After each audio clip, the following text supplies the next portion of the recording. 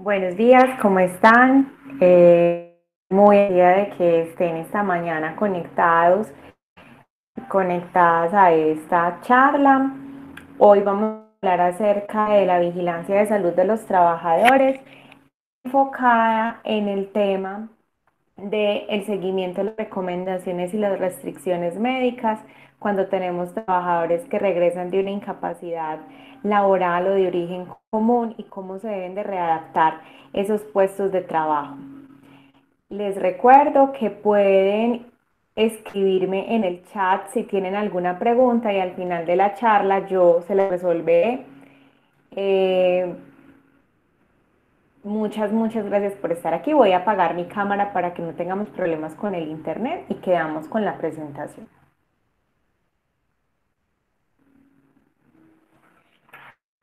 La vigilancia de salud de los trabajadores hace parte del sistema de gestión de seguridad y salud en el trabajo.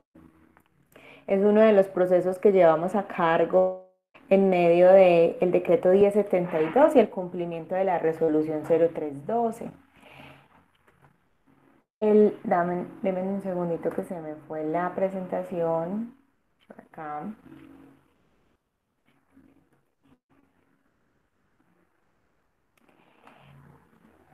La finalidad de este procedimiento es vigilar, estar atentos para evitar que ocurran situaciones indeseadas de salud en los trabajadores. En el caso de la vigilancia de esta área es estar atentos para evitar que la salud de los trabajadores se vea dañada por ocasión del trabajo. Entonces vamos a enfocar la charla en tres aspectos de la vigilancia de salud de los trabajadores. Entonces, primero es para darnos cuenta a tiempo de que un trabajador está enfermo, poder actuar cuanto antes, para estudiar si las enfermedades que tienen los trabajadores sean de origen común o de origen laboral, tienen relación con la actividad que realizan en el trabajo, si esa actividad que ellos realizan a futuro les puede generar alguna enfermedad de carácter laboral o aún así generarles un deterioro en su estado de salud. Y también para comprobar si las medidas preventivas que realiza la empresa a lo largo de la permanencia de ese trabajador son efectivas y evitan daño a la salud de estos trabajadores. El marco normativo que nos representa para ello es la resolución 2646 por la que se regulan las prácticas de evaluaciones médicas ocupacionales y el manejo de estas historias clínicas, la resolución 2646 del 2008 por la que se establecen las disposiciones y se definen las responsabilidades para la identificación, evaluación, prevención, intervención y monitoreo permanente de la exposición a factores de riesgo psicosocial en el trabajo para la determinación del origen de estas, la resolución 0312 por la cual se definen los estándares mínimos y también el decreto 1072 del 2015 que es el decreto reglamentario del sector del trabajo.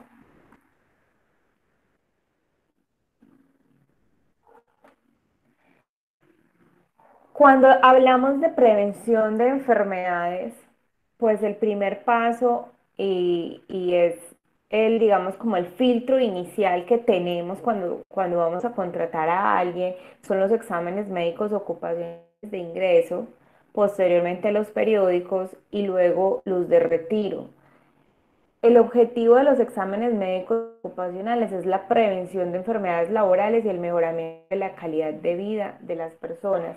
La obligación de tener los exámenes médicos de ingreso periódicos y de retiro lo encontramos en la resolución 2346 del 2007, que fue la que acabamos de hablar. Es muy importante que las empresas tengan claridad de la necesidad urgente que tenemos en las empresas de realizar los exámenes médicos ocupacionales. Yo a mis clientes les digo muy escuetamente que cuando nosotros contratamos a una persona exámenes de ingreso, lo estoy contratando a él y a todas sus enfermedades habidas y por haber. No hay un punto de partida que me diga que el trabajador cuando ingresó a mi empresa no venía con ese problema en la columna, no venía con ese problema en los hombros, no venía con ese problema en los ojos. O sea, El punto de partida para yo saber cómo recibo una persona es el examen médico de ingreso. Y más adelante vamos a tener la necesidad de evaluar cómo se ha comportado la salud del trabajador con la mirada puesta en su actividad laboral cada año en el examen periódico. Ese es el examen que menos vemos en las empresas que hemos tenido la oportunidad de encontrar clientes o empresas temporales que nos han pedido auditorías de calidad del sistema de gestión o cuando nos contratan un para hacer una investigación de accidentes graves, cuando vamos a analizar cómo están en exámenes médicos periódicos, están cero. Nunca, nunca los han hecho, los hicieron una vez y no los volvieron a hacer, en fin, y esa situación genera que yo no tenga conciencia de cómo está la salud de mis trabajadores, cómo están en el momento en el que iniciamos la contratación y al año cómo están y al siguiente año cómo están. Más grave aún cuando al inicio del trabajador tenemos algunas recomendaciones y nunca hacemos la valoración de cómo ha sido la evolución de esa enfermedad. Créanme que terminar una enfermedad laboral es un proceso muy largo, muy tedioso, no es tan fácil. Los trabajadores a veces vienen y nos dicen, mire, es que yo tengo una enfermedad laboral porque en el medio lo escuchan y demás, pero eso no es tan fácil determinarlo, eso únicamente lo determina la Junta Médica Regional o Nacional.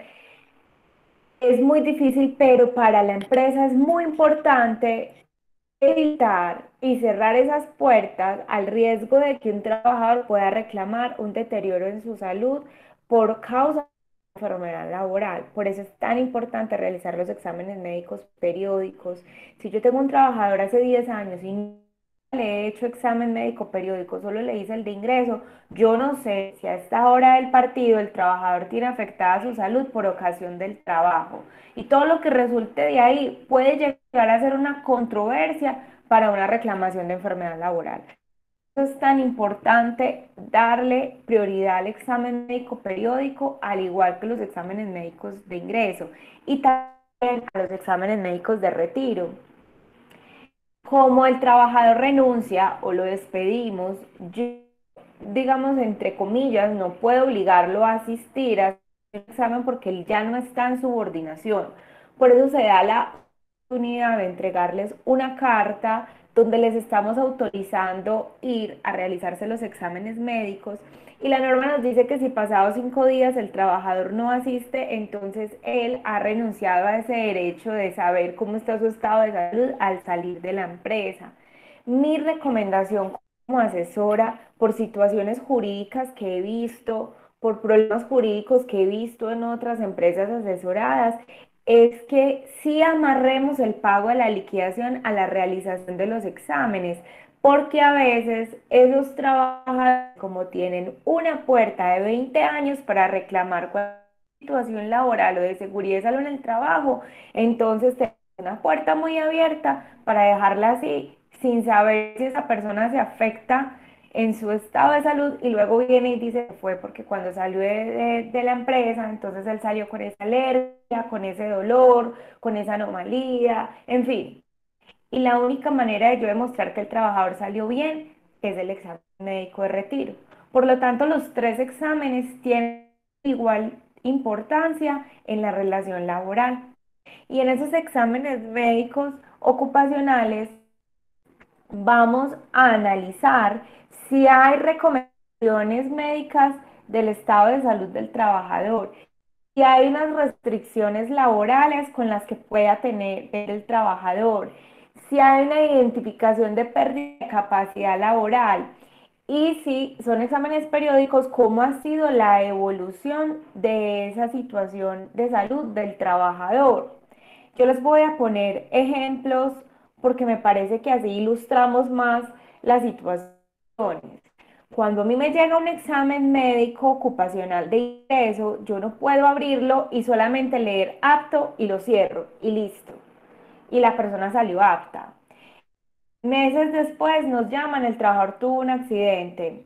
Vamos a analizar el accidente y dentro de los documentos que pedimos solicitamos los exámenes médicos de ingreso o periódicos dependiendo el tiempo que lleve el trabajador y, por ejemplo, exámenes médicos que dicen apto con recomendación de, apto con restricción de, ¿y esas restricciones de qué? Restricciones que nos hemos encontrado como el trabajador tiene restricción, solicitar cita médica de oftalmología, ¿cómo así? Entonces yo le tengo que preguntar al médico ocupacional, venga doctor, que si esa persona no se hace un examen médico oftalmológico, no puede trabajar, porque usted me está diciendo que tiene esa restricción. Ah, no, no, sí puede, pero tiene que pedir la cita, es mejor. Ah, bueno, doctor, usted me cambia la palabra restricción por recomendación. Ahorita les voy a explicar por qué. O sea, yo tengo que ponerle sentido al examen que me está llegando, qué me está diciendo el médico, por qué me está poniendo esa recomendación o esa restricción. Otra situación, un examen médico que llegue y nos dice el trabajador debe de permanecer, no debe permanecer en posturas prolongadas para continuar con su tratamiento y ya, porque recordemos que lo que el médico me manda no es una historia clínica, sino un concepto médico, un concepto de aptitud.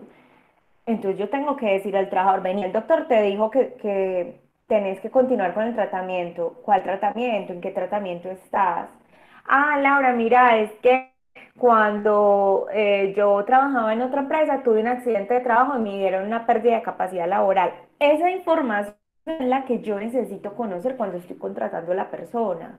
Pero no después, cuando tengo un trabajador, 6, 8 meses, 10 meses, y me doy cuenta que es que está haciendo vueltas para pérdida de capacidad laboral que no identifica el examen médico de ingreso, o al menos en las encuestas de estado de salud del trabajador. Yo tengo que saber cuál es el estado de salud de ese trabajador. Por eso es tan importante coger el examen médico ocupacional y analizar realmente cómo está, cuál es la situación en la que está el trabajador. Para quienes están en la charla, sean clientes de nosotros, saben que nos pueden mandar al correo ese examen médico. Laura, Diego, Cristian, Dalia, ¿nos puede leer por favor este examen si está correcto?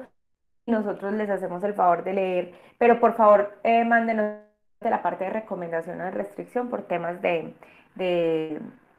de seguridad en la información. Vamos entonces a hablar esa diferencia que hay en recomendaciones y restricciones laborales, ¿cierto? Entonces hay que analizar ese apto con restricciones, ¿qué quiere decir? Cuando un examen médico ocupacional nos llega y nos dice apto con restricciones, no quiere decir de que, ah, no, ya no lo puedo contratar, porque es que se nos metió en la cabeza que la restricción es un mensaje de persona no contratable y no es así. Yo tengo que analizar esa restricción si tiene que ver con el puesto de trabajo que la persona va a desempeñar para ver si esa restricción le genera una estabilidad laboral reforzada o no. Ese trabajador que nos llega con apto con restricciones, ese examen quiere decir que el trabajador está capacitado para realizar el trabajo, pero que presenta una alteración médica, física o mental. Y entonces hay que analizar cuál es esa alteración. Esa alteración por lo general no sale en el examen de aptitud, no sale. Les pongo un ejemplo. Tuvimos un examen médico ocupacional que nos dice, apto con restricciones, debe solicitar cita por neuropsicología. Ya, no más. Entonces es cuestión de sentarme con el trabajador que va a ingresar y decirle, mira, dale esta recomendación. ¿Por qué neuropsicología? Entonces él nos manifiesta que hacía unos 15 años a él le había dado un ataque de epilepsia. El trabajador era un trabajador para oficina, no era un trabajador para manejar una máquina, o sea, un trabajador que se puede tener perfectamente en la oficina a que tenga que pedir una cita con neuropsicología. Quizás un trabajador, no sé, que maneje una máquina altos volúmenes de vibración y que la vibración viene asociada con el sistema neurológico, pues yo me voy a tener que restringir un poquito de contratar a ese trabajador. Pero como él va a estar en la oficina, esa restricción no le va a afectar su puesto de trabajo ni le va a generar una estabilidad laboral reforzada. ¿Sí me hago entender? O sea, hay que analizar cuál es la situación médica, cuál es la restricción médica para la que yo voy a contratar al trabajador. Esa restricción quiere decir que ese trabajador debe ser analizado por un especialista, que ese trabajador es capaz de realizar esa actividad laboral, pero de pronto se puede o se tiene que hacer una modificación en su puesto de trabajo que no afecte su estado de salud. Cuando tenemos exámenes médicos periódicos que nos llega con una restricción de peso, por ejemplo, por lo general el médico ocupacional nos pone el tiempo por 3 semanas, por 4 semanas, por 5 semanas y luego de esto valorar por su GPS. Ese seguimiento hay que hacerlo y hay que cumplirlo porque cuando son restricciones es una obligación, es una camisa de fuerza que me está poniendo el médico, lo tenés que hacer, lo tenés que reubicar, le tenés que readaptar el puesto, si no puede levantar peso, no lo puede levantar y estás obligado a vigilar que no lo levante. O sea, no es solamente que yo le diga al trabajador, mire, no levante este peso, no. Yo tengo que vigilar por medio de su supervisor que el trabajador no incumpla esa norma de seguridad porque estamos hablando de la recuperación de él y que el trabajador puede realizar algunas actividades aún no por completo, pero que debe delimitarlas. Entonces, para mí es muy triste cuando me llaman a pedir un concepto de una restricción, yo les pregunto qué va a hacer el trabajador y la tarea como asesores es decirles, mira, en futuro con el trabajador puede pasar esto. La máquina o el proceso que él realiza tiene estos riesgos que pueden afectar su estado de salud de esta manera.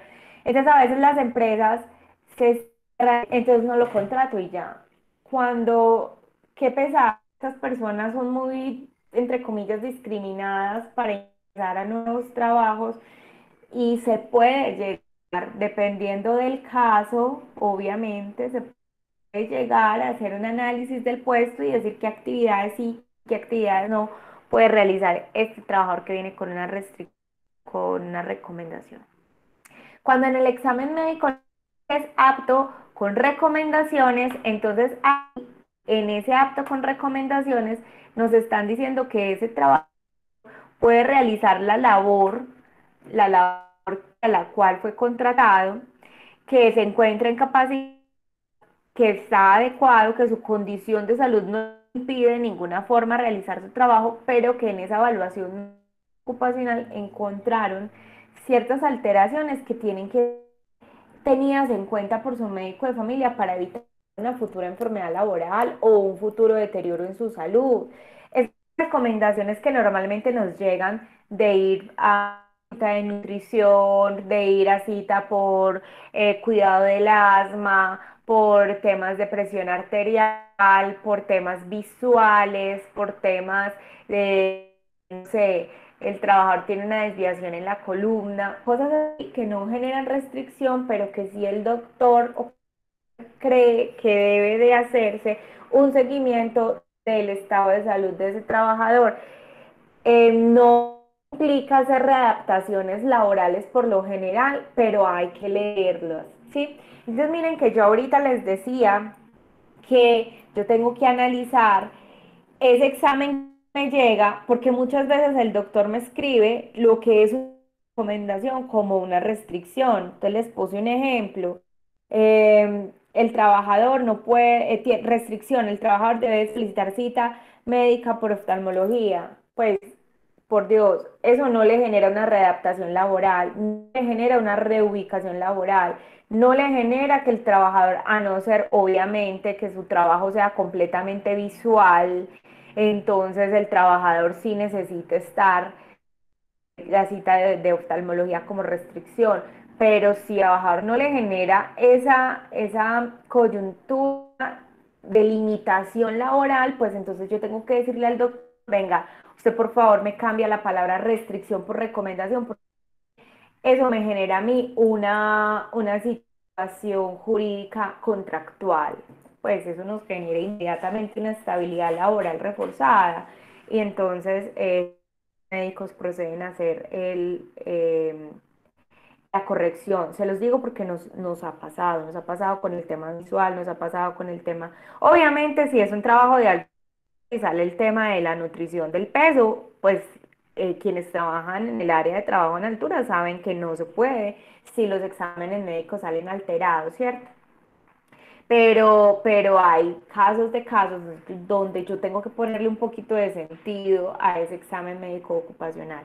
Por ejemplo, nos sale un apto con restricciones a una persona por temas auditivos, pero él va a hacer trabajo de oficina y donde estamos no hay altos decibeles, entonces pues no tiene sentido que me pongas una restricción de un puesto de trabajo que el trabajador no está expuesto a ese riesgo. Por eso es tan importante que podamos generar los manuales de funciones, la matriz de peligros actualizada y eso se le haga llegar al médico ocupacional. Es una obligación de solución 032 de retroalimentar al médico de los riesgos asociados del trabajador y es una obligación de nosotros como empresa de porque el médico ocupacional que yo estoy contratando realmente me evalúa a la gente para el puesto al cual él se está desempeñando. Para exámenes médicos periódicos, pues digamos nosotros tengamos una norma de que no se puede cargar más de 25 kilos, por ejemplo, un levantamiento de bultos, pero el trabajador va a decir allá que levanta 40, pues el médico le va a creer al trabajador. Por eso nosotros necesitamos tener todas estas documentaciones actualizadas. Además de esos, podemos ver entonces que la diferencia entre recomendaciones y restricciones, hay una diferencia en cuanto a que en las restricciones se necesita hacer cambios en las condiciones laborales, mientras que en las recomendaciones el trabajador puede realizar funciones sin ninguna limitación, pero la empresa igual en los casos tiene que hacer el seguimiento de esa alteración de salud. Por favor, si tienen alguna duda, me la escriben en el chat que yo la contesto al finalizar. Entonces, eh, incluso yo había llegado a decir que la diferencia, que las restricciones son estabilidad laboral y las recomendaciones no. Y ahora estudiando mucho más estos casos, hemos encontrado que en la jurisprudencia la Corte se ha manifestado hablando no de que el contexto no es la palabra la que causa la diferencia, sino la situación de salud del trabajador. Soy yo como empresa la que debo de demostrar que el contrato se dio por terminado, finalizó, no lo voy a volver a contratar, en fin, no por su estado de salud, sino porque surgieron situaciones de carácter económico, organizacional, disciplinario, en fin, que han generado que el contrato no continúe, pero no porque sea recomendación o restricción. Yo tengo trabajadores que llegan de accidentes de trabajo con recomendaciones y yo no puedo tocar a ese trabajador que se le acabe el contrato, pues porque tiene unas recomendaciones consideradas, donde para mí va a ser difícil demostrarle a un juez que no le estoy terminando el contrato por su situación de salud. Por eso es tan importante siempre documentar todos los temas disciplinarios por los que pasan los trabajadores. Entonces, ese concepto de estabilidad laboral reforzada o le llaman también estabilidad ocupacional reforzada, que recordemos que las personas que tienen contrato por prestación de servicios ya también tienen derecho a esa estabilidad ocupacional reforzada, no solamente el trabajador que tiene un contrato laboral. Entonces, en la estabilidad laboral o ocupacional reforzada, tenemos, perdón, existe el derecho de que los trabajadores no sean despedidos por esa vulnerabilidad que ellos presentan. Entonces, el concepto constitucional les genera unas garantías a estos trabajadores en condición de vulnerabilidad, que no solamente son los de estado de salud.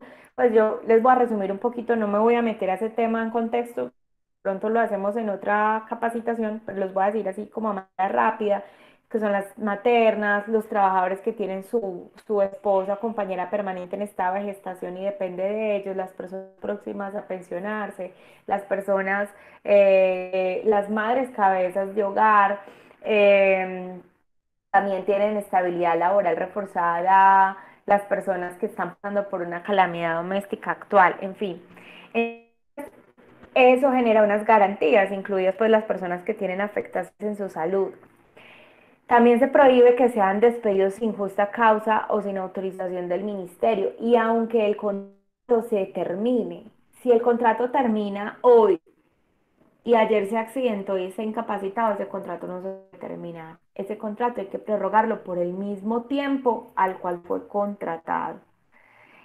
Por eso yo muchas veces cuando me van a contar que van a despedir a una persona, yo les recomiendo que lo hagan al finalizar de la jornada, no que le digan termina el turno, pero ya el contrato se termina, porque es que si ese trabajador se accidenta, después de que le dijiste eso, ya no lo puedes despedir. Casos hemos visto de personas que no tienen ningún temor a causarse una lesión. También esa estabilidad laboral reforzada garantiza una función a favor del trabajador por un estado de debilidad manifiesta. Es el empleador el que debe de demostrar, como les decía ahora, que no van a terminar el contrato por causa de su salud, sino porque hay otras, el trabajador tiene varios llamados de atención, el trabajador no está asistiendo a trabajar, el trabajador no está cumpliendo con sus obligaciones, el trabajador simplemente se redujo la producción y debemos determinar el contrato de dos, tres personas y él es uno de ellos. En fin, es la empresa la que lo debe demostrar. Pero siempre que se llega a una acción de tutela por restitución de puestos de trabajo, se va a presumir, siempre se va a que hubo una acción ilegal por parte del empleador por cuestiones de salud del trabajo. Y eso, si se genera a favor del trabajador, no solamente nos puede causar que tengamos que restituir el trabajo a la persona que se le terminó el contrato, sino que también tengamos que pagarle 180 días de salario como caídos como indemnización adicional. Recuerden que si tienen alguna pregunta me la pueden hacer en el chat.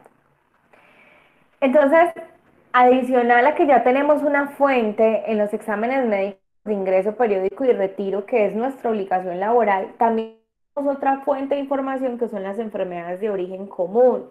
Y en esas enfermedades de origen común, la empresa debe hacer un seguimiento a ese estado de salud de los trabajadores por medio de encuestas anuales. O sea, cada año les vamos a hacer una encuesta a los que son clientes nuestros, que tenemos un formato para preguntarles: ¿usted fuma, bebe?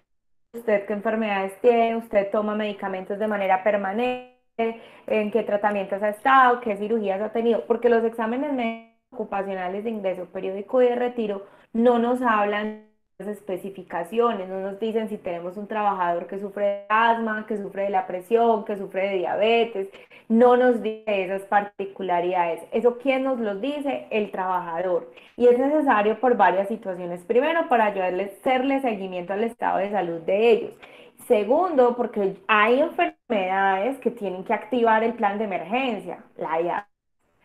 Por ejemplo, no es lo mismo que a mí se me corte un trabajador que sufre de diabetes a que se me corte un trabajador que no tiene ninguna enfermedad preexistente. Pues al diabético yo me lo tengo que llevar urgente a un hospital. No es lo mismo que se me desmaye un trabajador que sufre de la presión a un trabajador que no tiene enfermedades preexistentes. Enfermedades preexistentes le prestamos los primeros auxilios, esperamos que volvamos en sí, pues él va al centro médico y demás, pero el trabajador que sufre otras afecciones que son completamente delicadas, tienen que activarme el plan de emergencia, ¿sí? Entonces es muy importante que nosotros activemos esos planes de emergencia con las enfermedades que tenemos preexistentes de los trabajadores. Yo tengo que saber cómo actuar si tengo un trabajador que sufre una crisis de asma, de epilepsia, de migraña, de lo que sea.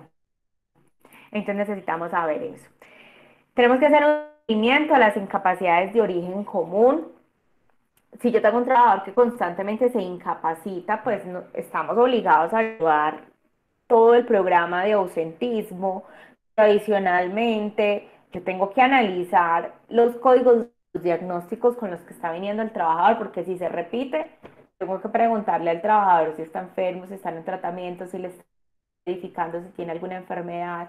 eh, y si no, igualmente tengo que preguntarle, pues porque es que hay trabajadores y hemos tenido esos casos donde tenemos trabajadores donde en la semana son 2 hasta 3 incapacidades y el ausentismo es enorme.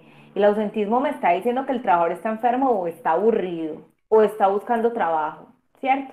El ausentismo siempre nos está comunicando algo. En materia de seguridad y salud en el trabajo y en materia de gestión humana, yo tengo que prender alarmas y preguntar qué está pasando con este trabajador que se me está volviendo un autista. Entonces hay que hacer seguimiento a esas incapacidades. Incluso si yo tengo un trabajador que constantemente me pide permisos para ir al médico, ¿qué está pasando con el trabajador?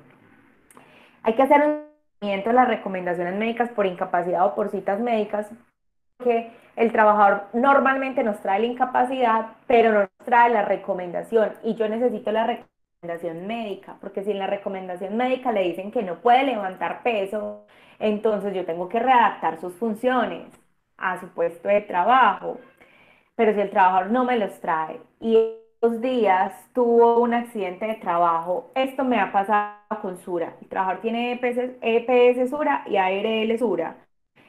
Y cuando reportamos el accidente de trabajo, atienden porque el trabajador tuvo no sé, digamos, a un esguince. Entonces, ARL Sura me manda una carta y dice, hágame un favor, y me manda una investigación. Y resulta que es que como ellos dos, esta EP y esta ARL, sí cruzan historia clínica, las otras no, pues, tristemente en eso están en un proyecto de ley para cruzar historias clínicas universales, pero en este momento ellas dos cruzan. Entonces, ARL ve que el trabajador ha tenido problemas osteomusculares y entonces dice, evaluemos si eso sí es laboral o no es laboral, porque mira, de origen común se han visto situaciones. Entonces es importante que siempre que el trabajador me traiga una recomendación, yo le diga, y las restricciones o las recomendaciones, perdón, la incapacidad, yo le pida las recomendaciones.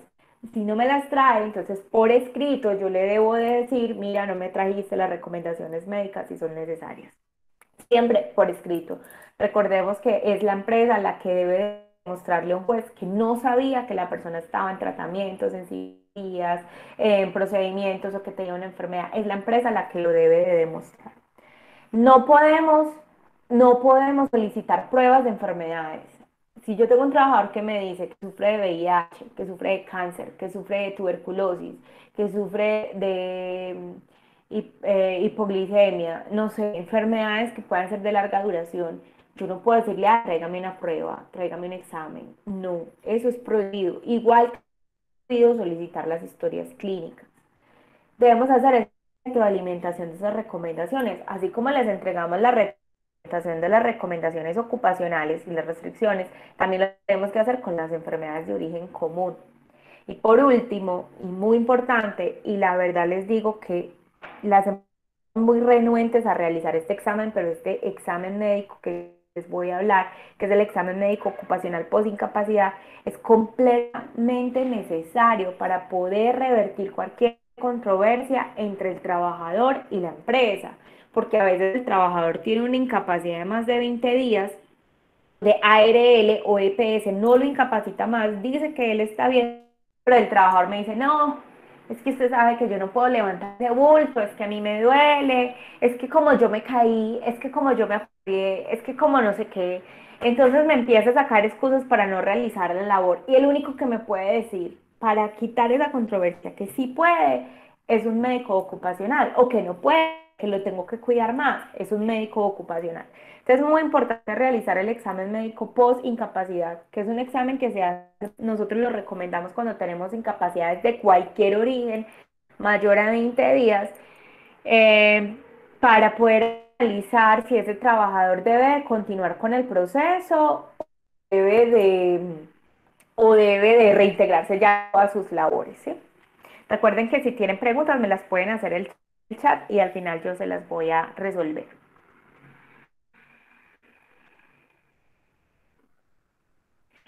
Ese seguimiento a las recomendaciones y restricciones laborales incluye no solamente las ocupacionales, sino las que acabo de hablar de origen común. Nosotros debemos hacerle lo que les decía ahorita, la carta de retroalimentación al trabajador, de lo que el médico exactamente le está diciendo que no puede hacer y cómo nosotros le vamos a recomendar trabajar. También debe haber de seguimiento a esas recomendaciones o a esas restricciones cuando el trabajador llega. Para los que son clientes de mi apoyo, tenemos un formato, un único formato que nos sirve para seguimiento a recomendaciones para readaptación laboral. Yo debo de hacerle firmar al trabajador eso y debo de dejar por escrito, porque es que a veces llegamos a empresas nuevas donde nos dicen, es que yo tengo un trabajador difícil, él no se ha adaptado a ningún puesto de trabajo y lo he rotado por todos. Ah, bueno, entonces muéstrame por favor las cartas de readaptación. Ah, no tengo. Simplemente lo rotan sin ninguna evidencia y si usted el día de mañana quiere pedirle permiso al ministerio para darle de baja a ese contrato con autorización y no tenés las actas de reinducción y readaptación al cargo, no tenés nada. Es necesario tenerlas para poder decir al ministerio, mire que sí lo he rotado por todo lado, mire que sí lo he cuidado de acuerdo a las recomendaciones y él no se ha adaptado a ninguna. Entonces es muy importante. Si el trabajador tuvo un accidente de trabajo, siempre tenemos que pedirle a la ARL el alta, porque muchas veces no pedimos el alta, el contrato se termina en 3 días, él no tuvo incapacidad por el, digamos que tuvo una incapacidad pues de un día, pero resulta que no, la ARL no nos daba el alta porque es que el trabajador está pendiente de terapias. Y las terapias, la cirugía, los tratamientos son estabilidad laboral reforzada. Yo no puedo terminar un contrato bajo esa figura. Por eso es importante que cuando el trabajador me lo integre, la ARL me entregue el alta. Voy a hacer un paréntesis, igualmente para el COVID. Con el COVID están entregando alta. Me tienen que decir, el trabajador está bien, no tiene secuelas, ya se puede reintegrar. ¿Ok? Cuando la ARL no da alta y deja el caso abierto, es para poder analizar que el trabajador esté mejor, porque puede que no le hayan mandado terapia, pero el médico ocupacional considera que si en 2, 3, 4, 5, 6 meses el presenta algún dolor, puede solicitar una cita médica por ARL porque el caso está abierto. Entonces siempre, por favor, verifiquemos el alta. Normalmente se la dan al trabajador. Normalmente el trabajo nos la entregan. Nosotros podemos solicitársela a la ARL.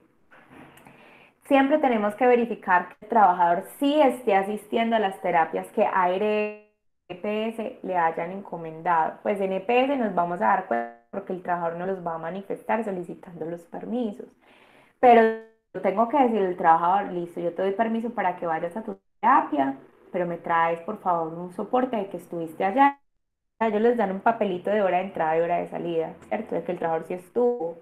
Pero es que eso más allá de que yo sepa que le di permiso para que él fuera allá, es porque yo tengo que validar y yo tengo que verificar que él sí está cumpliendo con los tratamientos que le exige la EPS o la ARL. Eso es una prueba fundamental en caso de que haya un trabajador que esté abandonando esas recomendaciones. En un ratico les voy a explicar por qué. Para quienes son clientes de mi apoyo, saben que nosotros somos muy cansones con el seguimiento a la matriz de recomendaciones y restricciones, porque puede que yo les haga llenar a todos el formato, pero yo no voy a estar cada semana revisando todas las carpetas laborales donde están los formatos firmados. Pues esos formatos, con esos formatos yo voy a alimentar en Excel matriz que me va a permitir ver todas las personas que tienen recomendaciones abiertas, cuándo se terminan esas recomendaciones y esas restricciones, porque yo tengo que mandarle una carta diciéndole solicite cita médica para que le evalúen su estado de salud, a ver si nos cierran recomendaciones o esas restricciones. Y por supuesto, esta información nos da a nosotros mucha más información para poder llenar la vigilancia epidemiológica de los trabajadores. Eh, yo lo hago porque cuando las me piden hacer las investigaciones de accidentes leves y severos, pues yo voy marcando aquí. Esta empresa lleva 3, lleva 4 accidentes y todos son por ergonomía. Entonces, venga, vamos a activar el programa de vigilancia epidemiológica porque pasa algo a nivel ergonómico dentro de la empresa. Nos falta un procedimiento, nos falta capacitar, nos falta entrenar más a las personas. Pero las incapacidades médicas de origen común también tienen que analizarse en el programa de ausentismo, cuando analizamos toda la información del ausentismo laboral y está porque se está enfermando, pues tengo a todos los trabajadores enfermos del colon, tengo a todos los trabajadores se enferman de gripa, todos los trabajadores me están enfermando de dolor lumbar, no sé, este tipo de cosas que puedan llegar a pasar y que estén creando, digamos, como algo en común entre todos para poder activar el programa de vigilancia epidemiológica al cual dé lugar.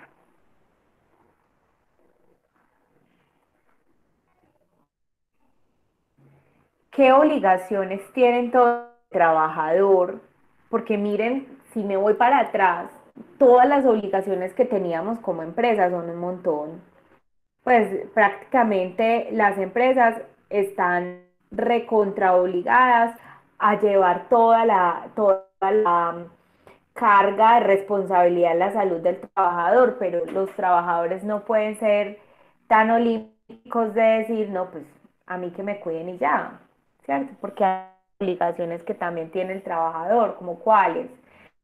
El artículo 63 del Código Sustantivo de Trabajo nos dice así, textual, que la renuencia sistemática del trabajador a aceptar las medidas preventivas, profilácticas o curativas prescritas por el médico del empleador o las autoridades para evitar enfermedades de trabajo son grave a los contratos de trabajo, a los reglamentos de trabajo. Entonces, esta negativa del trabajador o de un contratista incluso a hacerse exámenes médicos ocupacionales podrá dar lugar a la terminación del contrato unilateral por justa causa. En la práctica, lo normalmente se hace es que persuade al trabajador o al contratista que se realicen los exámenes. Nosotros hemos tenido empresas que nos preguntan que es que el trabajador se niega a hacerse el examen médico periódico. Pues primero, él está bajo subordinación, es una orden que se le está dando, él está obligado a realizárselos. Y segundo, el empleador está obligado a realizar esos exámenes y por lo tanto está obligado a obligar a sus trabajadores a realizar esos exámenes. Eso da terminación de contrato. Pero adicionalmente a esa situación, también el Código Sustantivo de Trabajo nos señala que cuando un trabajador se rehúsa a hacer tratamientos médicos o a presentarse a las cirugías a las cuales es programado, terapias y demás, pierde derecho al pago de la incapacidad laboral. También nos dicen que cuando se establezca por parte de la S o ARL que el cotizante no ha seguido al menos pues como en su rehabilitación en un 30%, ellos paran o cesan o suspenden el pago de esas incapacidades. Eh, es muy importante que este artículo esté contenido en todos los reglamentos internos de trabajo. Si en su reglamento no dice, usted no le va a pagar las incapacidades médicas al trabajador cuando él abandona los tratamientos, pues la ley podrá decir que la EPS lo puede hacer, pero si usted no se lo dice al trabajador, usted no lo puede hacer. La EPS se lo va a dejar de pagar a usted, pero usted se lo tiene que pagar al trabajador. Entonces, atenta nota a que esta obligación que tiene el trabajador, ustedes la tengan en sus reglamentos internos. Quienes montaron reglamento interno conmigo, no se preocupen, ahí está. Es muy importante si yo necesito terminar un contrato con justa causa de una persona que tiene estabilidad laboral reforzada, una de las terminaciones y una de las causales que yo le puedo alegar al Ministerio de Trabajo es que el trabajador no está asistiendo al tratamiento ni a la terapia médica, por lo cual él está abandonando voluntariamente su proceso de rehabilitación y eso no me obliga a mí a tenerlo contratado. Ya por último, la readaptación y la reubicación laboral debe de ser un procedimiento muy consciente, muy personal. Hay readaptaciones que son muy fáciles de hacer y hay otras que son más complicadas por el tipo de trabajador con el que estamos tratando. Entonces, normalmente tenemos que tener muy claro ese análisis de puestos de trabajo, cuáles son los riesgos, cuál es la exposición del puesto de trabajo a los peligros, cuál es la ergonomía de ese puesto trabajo, cuáles factores determinantes me pueden decir si esa recomendación, esa restricción sí va a afectar a mi trabajador, porque si la recomendación, por ejemplo, es no puede barrer ni trapear, pues y el trabajador no barre en la empresa, pues no tiene que ver con él, pero si él es la persona del aseo, pues sí tiene que ver con él. Entonces yo tengo que analizar factores determinantes de la readaptación laboral. Eh, Reinducción al cargo siempre que tenemos accidentes de trabajo, siempre. Y cuando tenemos enfermedades laborales de alta duración, entonces pues yo recomiendo que lo hagamos a partir de 5 días. Pero hay empresas que lo hacen a partir de 10, otras a partir de 20. Análisis de los puestos de trabajo con psiquiatría ocupacional cuando vemos que el caso es muy complejo. Nosotros tenemos ese servicio de análisis de puestos de trabajo por fisiatría ocupacional porque a veces tenemos trabajadores que tienen tantas restricciones que no sabemos cómo readaptarle el puesto sin ir a vulnerar derechos de rehabilitación. Entonces lo que hace el fisiatra es coger todos los manuales de funciones de todos los puestos actuales y determinar qué actividades de todos los puestos el trabajador puede realizar. También es muy importante que hagamos ese seguimiento a ese estado de salud del trabajador, cómo seguiste, pediste la cita, no la has pedido, pero todo por escrito. Lo que sea verbal no tiene ninguna validez jurídica. Recuerden que si tienen preguntas, me las pueden hacer al chat. Voy a responder entonces algunas que me están haciendo. Me dicen, Laura, cuando me dicen en las recomendaciones que debe lidiar con restricciones de carga mayor a 7 kilos, movimientos repetitivos y labores por encima de la horizontal, puedo manejar el tema, no dice cuánto tiempo, ya estoy con la ARL que nos den caducidad. La ARL no te va a dar caducidad. Te va a dar caducidad un examen médico post incapacidad. A veces los médicos generales o los cirujanos, en fin, son unos magos, nos dan recomendaciones y restricciones, pero no nos dicen por cuánto tiempo esa persona tiene que permanecer con esa recomendación o con esa restricción. Entonces nosotros necesitamos un médico ocupacional, que yo le envíe mi matriz de riesgo, que yo le envíe el manual de funciones de ese puesto de trabajo, califique las restricciones, sea que él agregue o quite restricciones de las que él tiene puestas, diga por cuánto tiempo. Entonces la ARL no te va a dar la caducidad de esa situación. Entonces lo mejor es que le pidas a la empresa que le realice al trabajador un examen médico por incapacidad. Me preguntan, ¿es necesario el examen médico después de una incapacidad de maternidad? No. La maternidad no es una incapacidad, sino una licencia. Lo que pasa es que la pagan por medio de un soporte de incapacidad, pero no es una incapacidad médica, a no ser de que la mamá haya estado hospitalizada, haya tenido un tratamiento difícil, en fin, que ahí sí se deriven algunas recomendaciones y restricciones.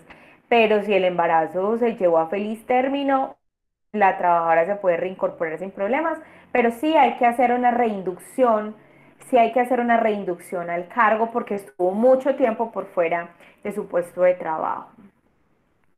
Las terapias son virtuales, ¿cómo le pido la evidencia? La EPS les debe de dar el soporte de que tenían terapias o que tenían cita programada. No, normalmente les está mandando como al correo electrónico y si el trabajador no tiene estos medios, se le puede dar un correo electrónico de la empresa para que el trabajador les dé los correos electrónicos a las EPS o a la L y le diga, me manda por favor el soporte de la cita ahí. Un problema, eso se puede hacer. Me preguntan, con gusto, me preguntan, una persona que tuvo una caída en la empresa, tuvo sus terapias y todo, le terminan el contrato después de algunos años y la persona quedó con secuelas de esa caída, ¿el trabajador puede hacer algo?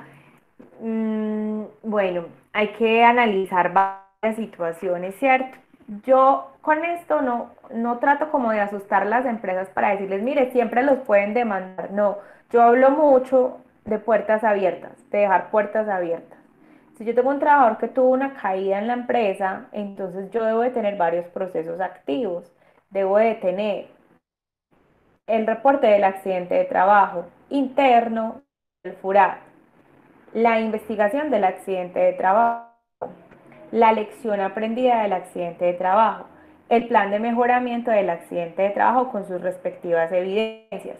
Debo de tener el alta de la ARL, debo de tener el acta de reinducción al cargo de ese trabajador que sufrió la caída.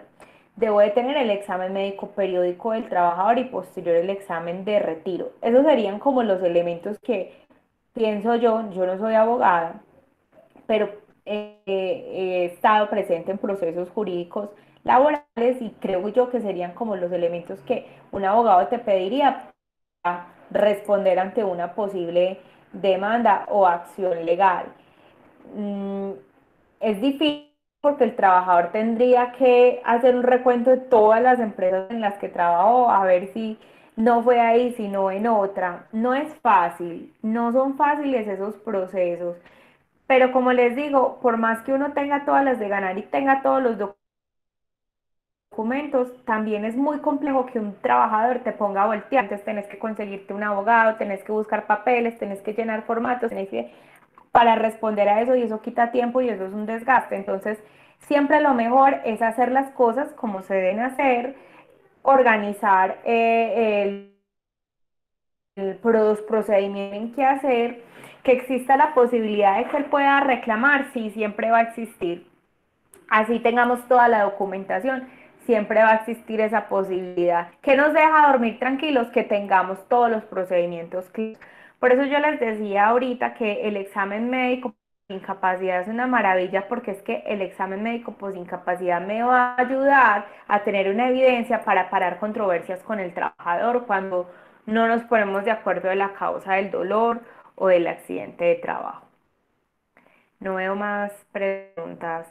Cari, espero haber respondido tu pregunta y si no, pues puedes encender el micrófono. ¿Alguien quiere encender el micrófono para hacerme alguna pregunta? Con gusto, Cari.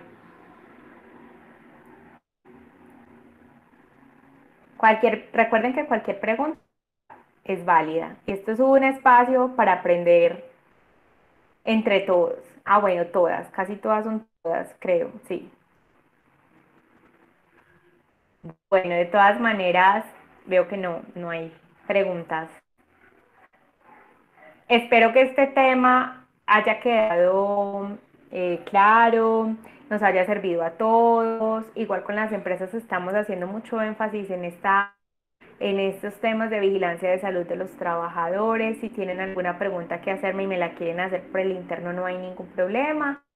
La capacitación queda grabada, se las voy a enviar a los correos con las memorias y los documentos que debemos de tener para darle apoyo a este procedimiento. Muchísimas gracias por su tiempo. Nos vemos dentro de 15 días. Ya les voy a decir qué capacitación sigue abierta. Denme un segundito, yo reviso qué capacitación les vamos a ofrecer en 15 días.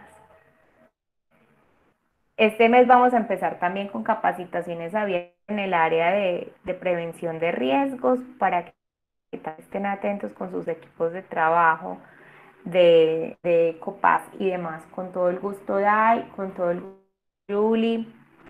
Qué bueno que se hayan conectado. No me quiere abrir el calendario para revisar. Se lo voy a escribir en el grupo de clientes.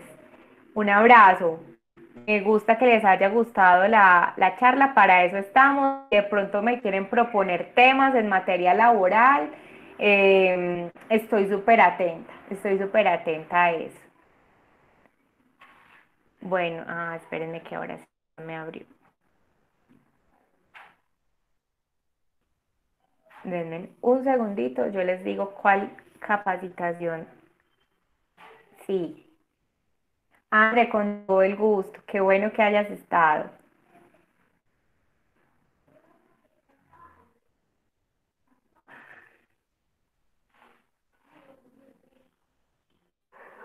Vea, pues, No nos falló el internet en toda la charla y para contarles la próxima, sí, está lentico. Se las quedo viendo para no hacerlas esperar. Muchísimas gracias, un abrazo así súper fraterno de todo el equipo, de nuestra directora Dalia, de nuestro compañero Diego, Cristian, de mi parte, un abrazo, los queremos mucho. Gracias por haber estado. Chao.